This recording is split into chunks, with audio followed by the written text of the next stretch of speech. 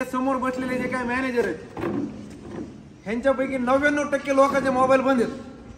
100% बंद आहेत, बरोबर।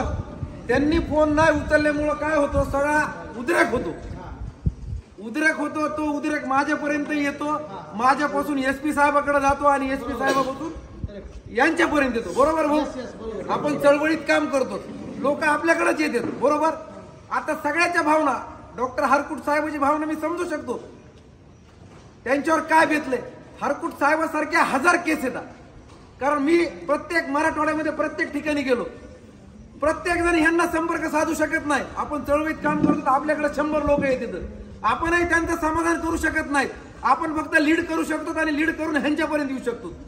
आज ह्यांनी जी भूमिका घेतली, हे सगळे लोक आपल्या समोर आणले। आता हे लोक फेसबुकच्या माध्यमातून आपले लाखो लोक हे बघत आहेत की हे बँकेचे मॅनेजर आलेत आणि ह्या माणसाने पोट तिडकीने सांगितलंय की तुम्ही उद्यापासून मोबाईल चालू करा।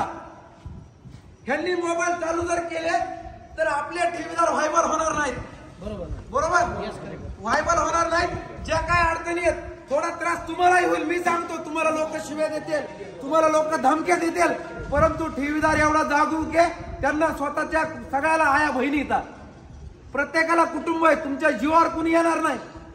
हा माणूस जर एवढ्या पोट तिडकीनं पैसे द्यायची भूमिका घेतोय तर आपण याच्या पाठीमागे उभा राहायला हरकत नाही, बरोबर। हा जर व्यक्ती एवढ्या पोट तिडकीनं कुटुंबासहित इथं सांगतोय की कोणत्याही अफवेवर विश्वास ठेवू नका, आणि सगळ्यात महत्वाचं ह्या व्यक्तीनं बोलताना एक शब्द वापरला की माझ्याच्यानी जर काही देणं झालं नाही तर मी नसन।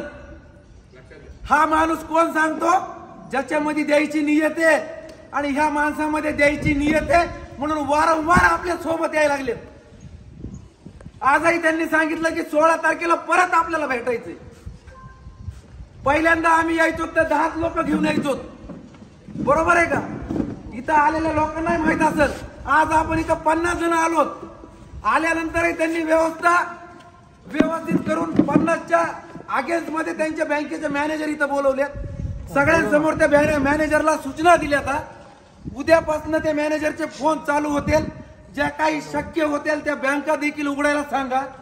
त्या बँकाची सुद्धा जबाबदारी आपण सगळ्यांनी घ्यायला पाहिजे। हरकुट साहेब, आपल्या मादळमोहीमध्ये जो प्रकार झाला त्याचा इफेक्ट मराठवाड्यातल्या बऱ्याच बँकेवर झाला। काय होतं, बरेच जण समजदार आहेत, इकडे भाऊ प्रत्येकावर बेतलेलं आहे, प्रत्येकावर। ऐका ना साहेब, तुमची भूमिकेशी 100% सहमत आहे। प्रत्येकावर बेतलेलं आहे, तुमचं तर तुमचं कुटुंबावर बेतलंय, इथं बसणाऱ्याच्या कुटुंबावर बेतलंय, कुणाचा हॉस्पिटलचा विषय, कुणाच्या मुलीचा लग्नाचा विषय। इकडे बघा, आज आपल्यावर आलेलं हे एक संकट आहे, सगळ्यावर आलेलं एक संकट आहे, ह्यांच्या सहित आपल्यावर आलेलं एक संकट आहे, आणि ह्याच्यातून मार्ग काढायचा आहे। आपण जे सगळ्यांची आता एक आपण जी मोठ बांधलेली आहे ती मोठ विस्कळीत होऊ देऊ नका। आज आपल्याला त्रास व्हायला लागलाय, आपल्याला त्रास अजून होणार आहे, परंतु ही जी मोठ झालेली आहे ह्याच्यातून 100% मार्ग निघणार। कारण हा माणूस जेवढ्या पोट तिडकीनं आज सांगायला लागलाय, काहीतरी नियोजन केलेलं आहे, हे लोक उगाच बोलले नाहीत, काय पिक्चरची शूटिंग नाही म्हणजे ह्यांना दाखवायचं आपल्याला, बरोबर। म्हणजे आणि इथं जे पेपर ह्यांनी दाखवले, इथं आता अधिक साहेब आहेत, बरेच जण आहेत, आणि इथं बऱ्याच जणांनी फोटो सुद्धा त्याचे घेतलेत। ते कशासाठी घेतलेत भाऊ, तुम्हाला ते सांगतो की उद्या त्याला आपल्याला लोकांना सांगता आलं पाहिजे। तुम्हाला खोटं बोलत नाही, हे कामामध्ये व्यस्त आहेत, त्यांचा मोबाईल बिडला लागतो, मोबाईल माझा चालू आहे, कानाची ट्रीटमेंट चालू आहे माझ्या, रात्री 12 वाजूस्तर कॉल येतात, हे इथं बसणाऱ्या पोरांना सगळ्याला माहिती। कुणाचा जर वेटिंगवर पडला तर त्याला वापस फोन करून मला सांगावं लागतं। आणि ही जी भूमिका आहे, ही जी मानसिकता झालेली आहे की मला आत्महत्या करायची आहे, आपण सांगतोय आत्महत्या करू नका, आत्महत्या केलेली पैसे मिळणार नाहीत। आपण आज आत्महत्या केली, 2 दिवसांनी पैसे आल्यावर ते पैसे काय उपयोगाचे। त्याच्यामुळं असे विचार डोक्यामध्ये आणू नका। अरे देणारा आपल्या पाठीमागे सक्षम उभा राहायला लागलाय, त्याची नियत साफ आहे। त्याच्यामुळं त्यांना जी काय अडचण आली त्यांनी आज सांगितली आहे, आणि ते असं म्हणालेच नाहीत ना की 21 तारखेला देणार नाही, ते आजही सांगतायत की 21 तारखेला तुम्ही पैसे देणार, बरोबर आहे।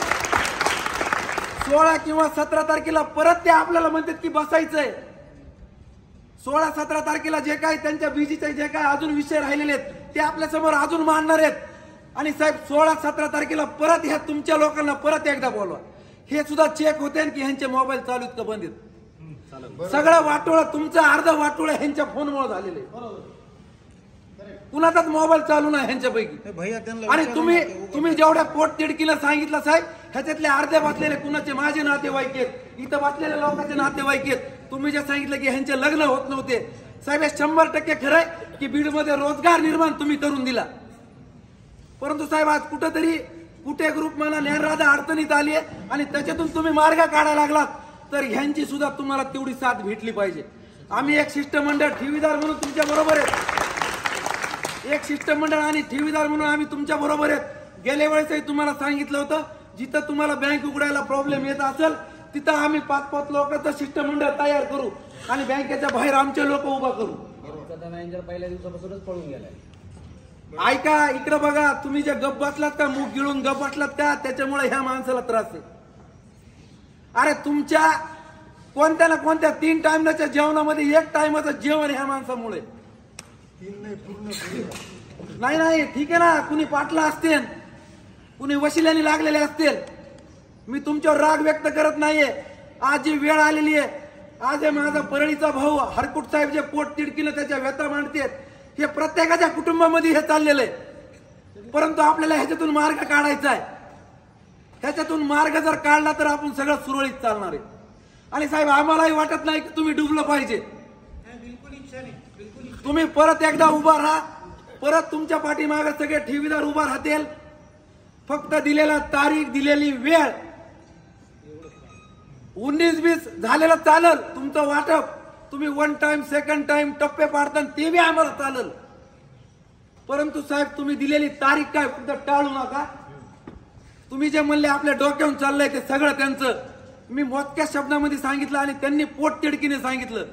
इकडे बघा, जे कुटुंब पोट तिडकीने सांगतं त्यांची द्यायची नियत आहे. आणि या व्हिडिओच्या माध्यमातून अजून तुम्हाला सांगतो, बीडमध्ये अजून 5-6 बँक आहेत. बरोबर आहे. जसे ज्ञानराधात पैसे तिथं बसलेले अनेकांचे त्या बी बँकेत पैसे. कुणाचा संपर्क होतो सांगा बरं, कुणाचा संपर्क होतो सांगा ना. साईरामचा संपर्क व्हायलाय का, राजस्थानीच्या बियाणीचा संपर्क व्हायलाय का. अरे मग जो माणूस आपल्याला संपर्कात साधून तुम्हाला आपल्या समोर बसवून पोट तिडकीनं कुटुंबासहित जर काही सांगतोय आणि द्यायची भाषा करतोय, तर आपण त्याचं शांत ऐकून घेतलं पाहिजे. आणि ते नाही म्हणत नाहीत ना. आणि याच्यामध्ये एक वर्ग अजून एक कार्यरत आहे, हे पळून जाणार आहेत, हे पैसे देणार. आणि साहेब तुमच्या तोंडावर आज सांगतो, तुमच्यातला अर्धा स्टाफ आहे का, स्टाफ सुद्धा बोगस आहे. हे अर्धे तुमची वाईट बाहेर चर्चा करतात, एकदम बोगस. हे अर्धी चर्चा बाहेर करतात. परीक्षेचा पेपर अर्धा हेच फोडतात तुमचा. आपण जी भाकर खातो ना, आपण त्याची चाकरी करावी असं मला वाटतं.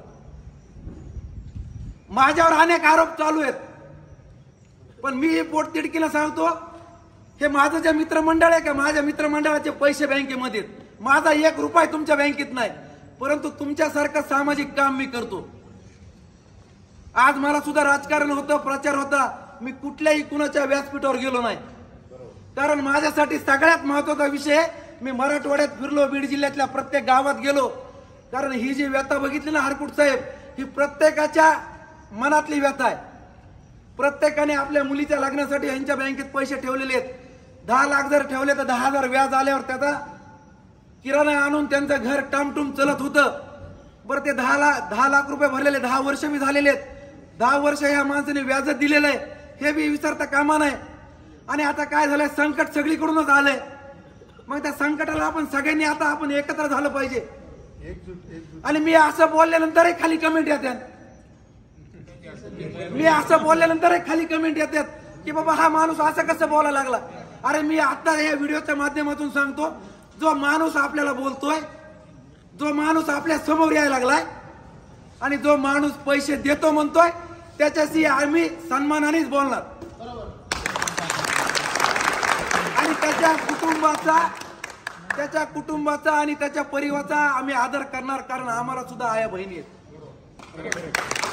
बरोबर आहे. अरे घाण मेसेज साहेबांनी तो उल्लेख केला, मी इथं मुद्दाम सांगतो.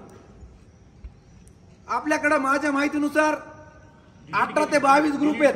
डिलीट केले तुम्ही ते मेसेज. अशा घाणघाण मेसेज त्याच्यावरती टाकतात. आपल्याला बहीण नाहीये का? आपल्याला आई नाहीये का? आपल्याला भाऊ नाहीये का? आपल्याला कुटुंब नाहीये का? मेसेज घाण टाकून पैसे मिळणार आहेत का?